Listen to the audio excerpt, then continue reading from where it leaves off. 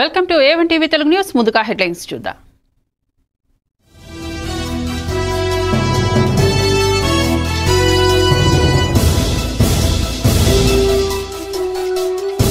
వక్ఫ్ board సవరణ బిల్లుపై supreme మధ్యంతర తీర్పు. 5 ఏళ్లు ఇస్లాంలో ఉండాలనే రూల్పై స్టే.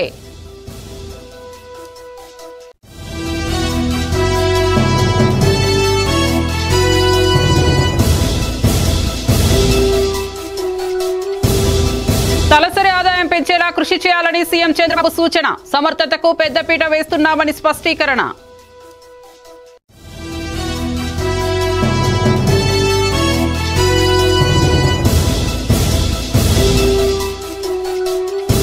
యూపీఐ లావాదేవీల పరిమితిలో కీలక మార్పులు. డిజిటల్ చెల్లింపులకు కొత్త రూల్స్.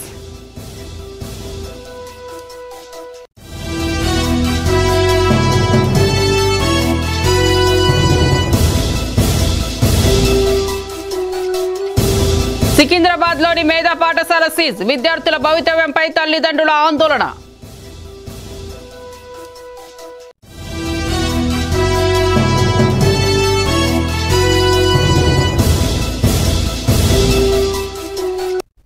ఇక వార్త వివరాల్లోకి వెళ్తే ఏపీ మెగా డిఎస్సి తుది ఎంపిక జాబితాను రాష్ట్ర విద్యాశాఖ విడుదల చేసింది. ఎంపికైన వారి వివరాలను మెగా డిఎస్సి వెబ్సైట్ లో అందుబాటులోకి తీసుకొచ్చింది. ఈ మేరకు అధికారులు వెల్లడించారు. ఎంపిక జాబితాను జిల్లా కలెక్టర్, జిల్లా విద్యాశాఖ అధికారి కార్యాలయాల్లోనూ అందుబాటులో ఉంచనున్నారు. కూటమి ప్రభుత్వం అధికారంలోకి వచ్చాక 16,347 ఉపాధ్యాయ పోస్టుల భర్తీకి మెగా డిఎస్సి ప్రకటనను ఏప్రిల్ 20న విడుదల చేసింది.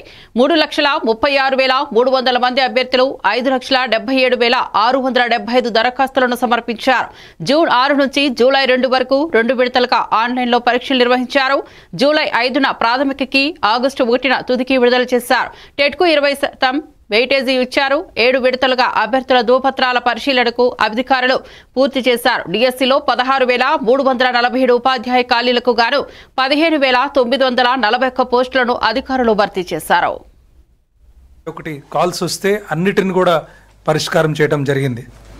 మరి ఒక శుభ పరిణామం ఏమిటంటే, ఈరోజు ఎవరైతే ఈ ఫైనల్ సెలక్షన్ లిస్టులో ఉన్నారో 15,941 క్యాండిడేట్స్, దాంట్లో 7,955 మహిళలు ఉన్నారు, 7,986 పురుషులు ఉన్నారు. అంటే లేడీస్ 49.9%, మెన్ వచ్చి 50.1%. అంటే సమానంగా మహిళలు ఆల్మోస్ట్ 50-50 రావటం చాలా సంతోషంగా ఉంది. వీళ్ళందరికీ కూడా 19న ఈ నెల 19వ తారీఖున ముఖ్యమంత్రి గారి చేతుల మీదుగా, అలాగే మరి ఉప ముఖ్యమంత్రి, మా మంత్రి గారు, మిగతా మంత్రివర్యులు, శాసనసభ్యులు అందరూ సమక్షంలో ఒక పండుగ వాతావరణంలో అందరికీ అపాయింట్మెంట్ లెటర్స్ అందించడం జరుగుతుంది. ఆల్మోస్ట్ 15,941. సో మిగిలిన 406 క్యాండిడేట్స్ కూడా లిస్ట్లో కూడా ఈరోజు పబ్లిష్ చేసిన దాంట్లో ఎటువంటి పారదర్శకంగా క్లియర్ కట్గా అండర్స్టాండింగ్ కోసం ప్రతి క్యాండిడేటు ఎందుకు సెలెక్ట్ అయ్యాడు, ఏ కేటగిరీ ద్వారా సెలెక్ట్ అయ్యాడు, మెరిట్ లిస్ట్లో ఎక్కడున్నాడని కూడా క్లియర్గా లిస్టులో ఇవ్వడం జరిగింది. సో దీని తర్వాత కూడా వాళ్ళకి ఏమైనా డౌట్స్ ఉన్నా కూడా డిఓ ఆఫీసెస్లో హెల్ప్ డెస్క్ పెట్టడం జరుగుతుంది. So they will clarify there also. Okay, thank you. ఉంటుందండి. ఇప్పుడు దీని తర్వాత ఇప్పుడు మనకి సుప్రీంకోర్టు సూచనల మేరకు మొన్న కేసు వచ్చింది ఈ స్పెషల్ రిక్రూట్మెంట్ దాని మీద, అది ప్లస్ ఇది 2 కూడా ఇప్పుడు ఇది అయిపోయిన తర్వాత దాని మీద కూర్చుంటాం. ఖచ్చితంగా చేస్తాం, డెఫినెట్లీ. గత 15 రోజులుగా బంగారం ధరలు పెరుగుతూ వస్తున్నాయి. ఈ క్రమంలో సోమవారం మాత్రం పసిడి ధరలు కాస్త తగ్గి సామాన్యులకు ఊరటనిచ్చాయి. ఇక ప్రధాన నగరాలైన హైదరాబాద్, విజయవాడలో 22 క్యారెట్ల బంగారం ధర నేడు 1,01,900 ఉంది. అలాగే నిన్న 1,11,170గా ఉన్న 24 క్యారెట్ల బంగారం ధరపై నేడు 10 తగ్గి 1,11,160గా ఉంది. ఇక అటు వెండి ధర కిలో 1,43గా ఉంది.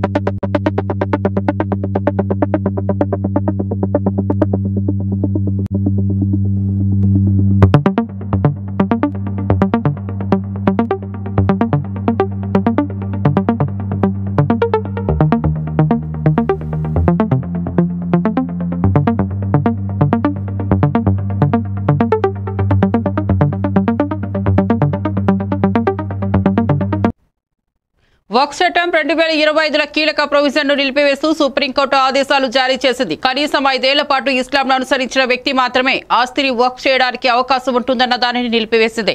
ఇక వ్యక్తి ఇస్లాంను అనుసరిస్తున్నట్టు నిర్ణయించేలా నిబంధనలు తయారు చేసే వరకు ఇది అమల్లో ఉంటుందని చెప్పింది. అదే సమయంలో వక్ఫ్ సవరణ చట్టం 2025పై మొత్తంగా స్టే విధించడానికి సుప్రీంకోర్టు నిరాకరించింది. కొన్ని సెక్షన్లకు మాత్రం కొంత రక్షణ అవసరమని వ్యాఖ్యానించింది.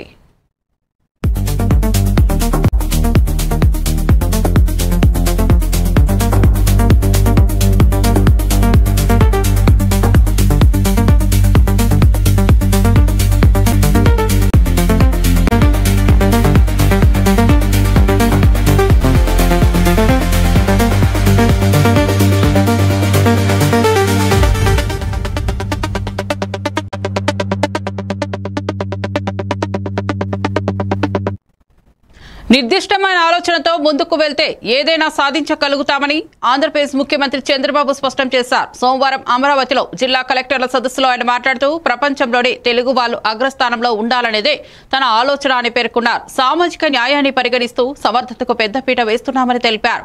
డబుల్ ఇంజిన్ సర్కార్, డబుల్ డిజిట్ గ్రోత్ అని ఆయన చెప్పారు. 15% వృద్ధి రేటు సాధించగలిగాలంటూ ఈ సందర్భంగా జిల్లా కలెక్టర్లకు సీఎం చంద్రబాబు పిలుపునిచ్చారు. తలసరి ఆదాయం పెంచేలా కృషి చేయాలని వారికి సూచించారు. ప్రజలు తమపై చూపిన విశ్వాసాన్ని నిలబెట్టుకుంటామని ఆయన ఆకాంక్షించారు. కొత్తగా వచ్చిన కలెక్టర్లందరికీ ప్రజల తరపున ఆయన అభినందనలు తెలిపారు.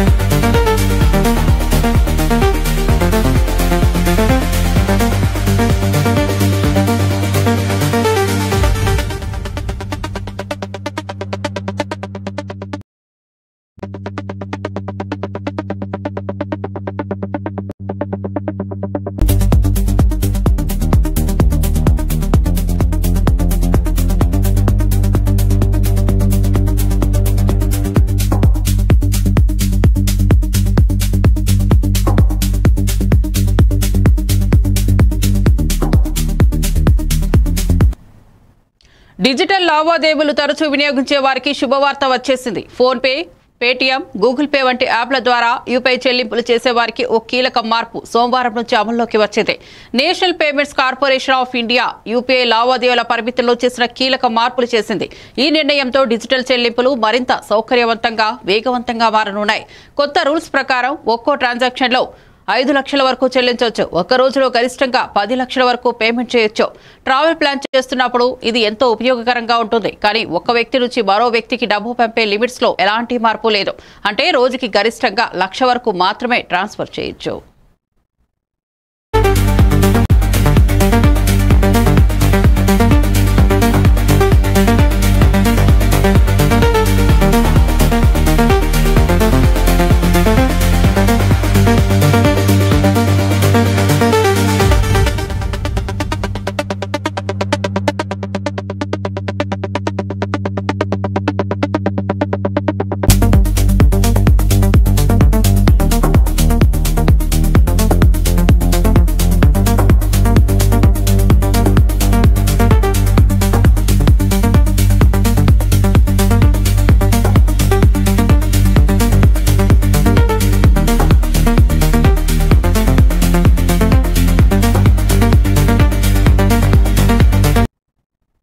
పీసీసీ చీఫ్ గా మహేష్ కుమార్ గౌడ్ పదవి బాధ్యతలు స్వీకరించి 7 ఏడాది కాలం పూర్తి చేసుకున్నారు. ఈ సందర్భంగా సోమవారం వారి నివాసంలో మహేష్ కుమార్ గౌడ్ కి మంత్రి పొన్నం ప్రభాకర్ తదితరులు శుభాకాంక్షలు తెలిపారు.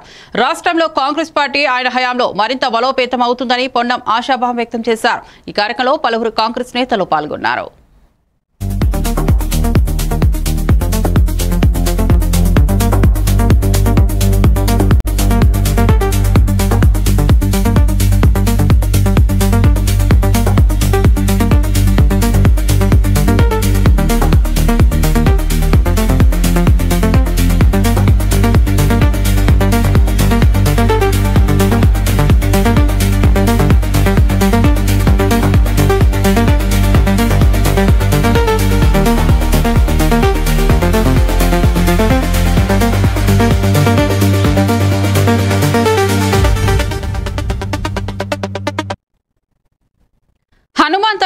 తేజ సజ్జా చేసిన మిరాయికి తొలి నుంచి కాస్త హైప్ ఏర్పడింది. కంటెంట్ పరంగా కొన్ని కంప్లైంట్స్ ఉన్నప్పటికీ ఓవరాల్ గా విజువల్స్ పరంగా ఆకట్టుకోవడంతో పాజిటివ్ రెస్పాన్స్ వచ్చింది. అలా తొలి రోజు 27.20 కోట్ల గ్రాస్ సాధించింది. రెండో రోజు వచ్చేసరికి 55.60 కోట్లకు చేరింది. ఆదివారం నుంచి ఆక్యుపెన్సీలు నమోదైనట్టు తెలుస్తోంది. ఈ క్రమంలోనే 3 రోజులకు కలిపి 81.2 కోట్ల గ్రాస్ వచ్చినట్లు నిర్మాతలు అధికారికంగా పోస్టర్ రిలీజ్ చేశారు.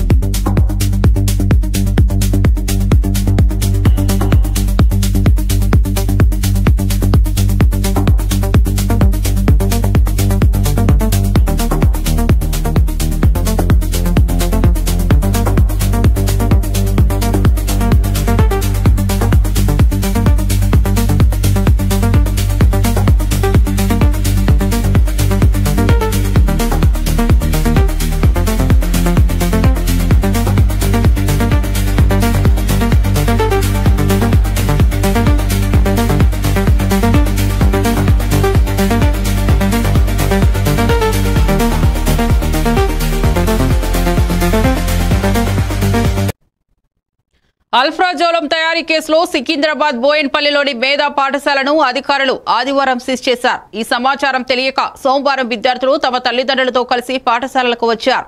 పాఠశాల సీజ్ అయినట్లు కనీసం సమాచారం కూడా ఇవ్వలేదని తల్లిదండ్రులు ఆందోళన వ్యక్తం చేశారు. టీసీ ఇస్తే ఇతర పాఠశాలలో చేర్పించుకుంటామని తెలిపారు. పాఠశాలలో మత్తు పదార్థాలు తయారు చేయడం దారుణమన్నారు. విద్యార్థుల భవిష్యత్తును దృష్టిలో ఉంచుకొని విద్యాశాఖ అధికారులు ప్రత్యామ్నాయ మార్గం చూపించాలని కోరారు. ఇప్పటికే పాఠశాలలకు 70% ఫీజులు చెల్లించినట్లు వెల్లడించారు. ప్రస్తుతం విద్యార్థుల భవితవ్యం ఆగమ్య గోచరంగా మారిందని ఆవేదన వ్యక్తం చేశారు.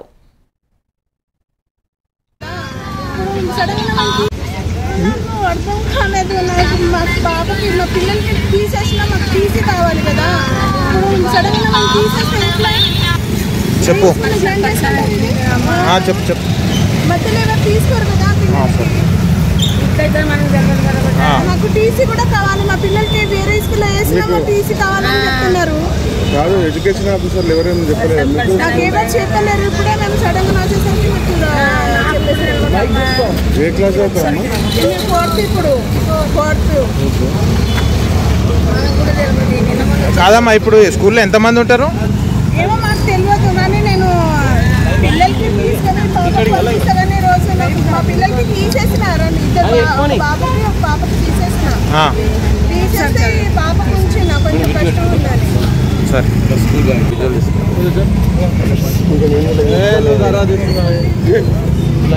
అయిపోయిందా?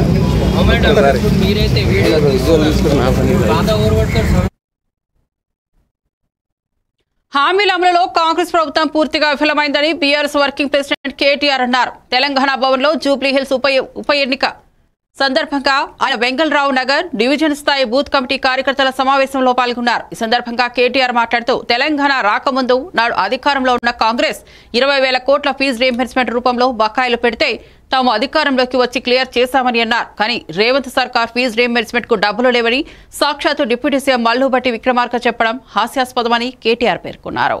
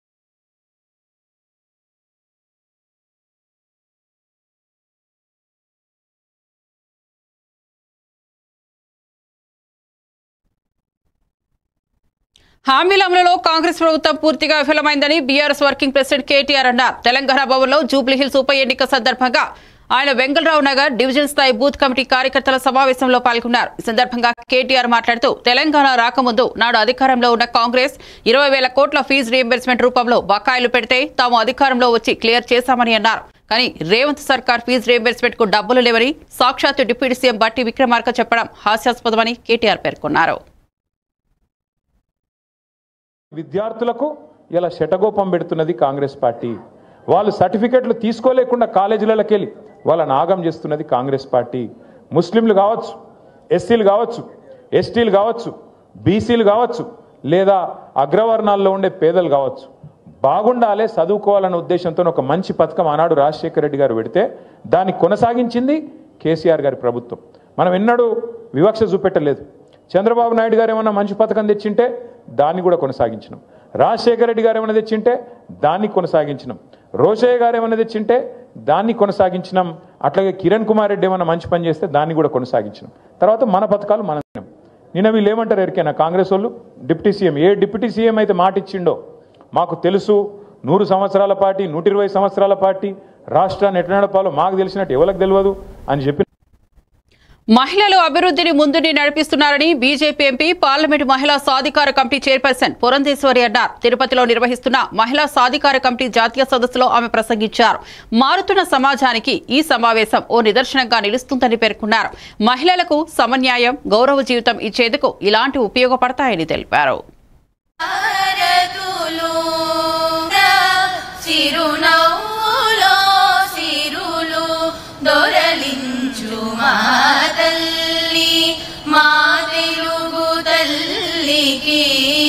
మల్లె పూదండ మా కన్న తల్లికి మంగళారతులు గలగల గోదారి. ताकि आने वाले समय के अंदर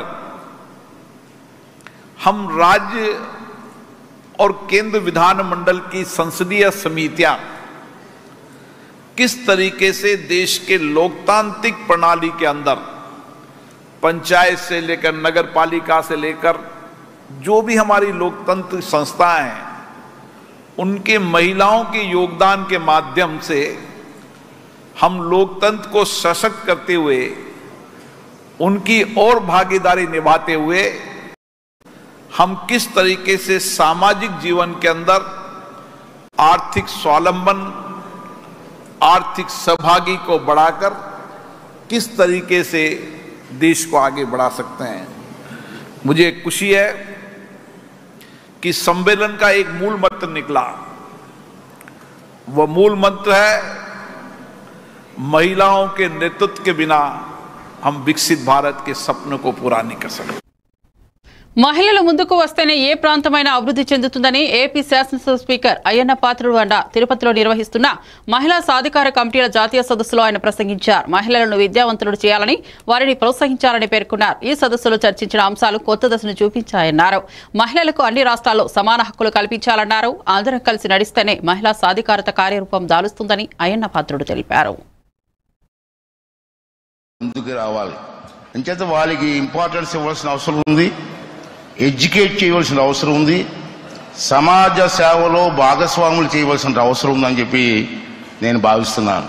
ఈ 2 రోజులు మనందరం ఎన్నో ప్రసంగాలు చేసి ఉంటాం, జరిగిన చర్చలు కూడా ఉన్నాయి.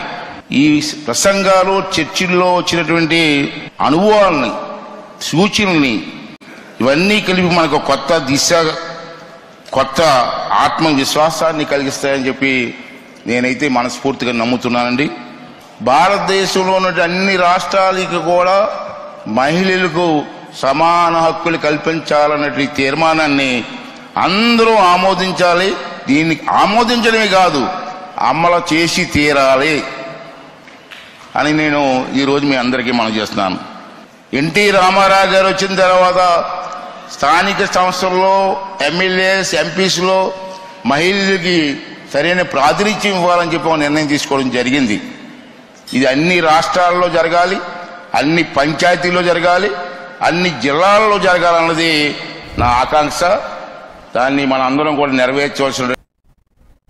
మేడ్చల్ జిల్లా గడ్కేసర్ తహసీల్దార్ కార్యాలయం ముందు రైతు రుణమాఫీ సాధన సమితి ఆధ్వర్యంలో రైతులు చేస్తున్న రిలే నిరాహార దీక్షకు మాజీ మంత్రి మల్లారెడ్డి మద్దతు ఇచ్చి సంఘీభావం తెలిపారు. ఈ సందర్భంగా చామకూర మల్లారెడ్డి మాట్లాడుతూ కాంగ్రెస్ పార్టీ అధికారం చేపట్టి 20 నెలలు కావస్తున్న గడ్కేసర్ ఉమ్మడి మండల రైతులకు రైతు రుణమాఫీ చేయడంలో విఫలమైందని మండిపడ్డారు. చదువుకుంటున్న విద్యార్థుల ఫీజు రీయింబర్స్మెంట్ ఇవ్వడంలో కూడా కాంగ్రెస్ ప్రభుత్వం విఫలమైందన్నారు. ఈ కార్యక్రమంలో పీజాదిగూడ మాజీ mayor Jakka Venkat Reddy, Boduppal municipal corporation BRS అధ్యక్షులు మంద సంజీవ్ రెడ్డి, బీఆర్ఎస్ నాయకులు తదితరులు పాల్గొన్నారు.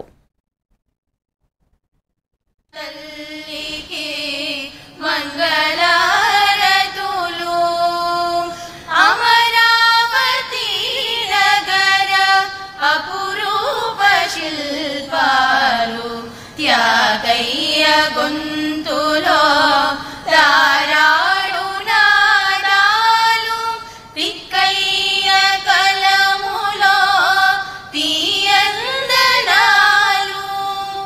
నిత్యమై నిఖిలమై నిలచియుండేదాకా రుద్రమ్మ భుజ శక్తి మల్లమ్మ పతి భక్తి తిమ్మరు సుధీయుక్తి కృష్ణరాయల కీర్తి మా చెవులు రింగుమని మారు మ్రోగేదాకా నీ ఆటలే ఆడుతాం నీ పాటలే పాడుతాం. జై తెలుగు తల్లి, జై తెలుగు తల్లి, జై తెలుగు తల్లి.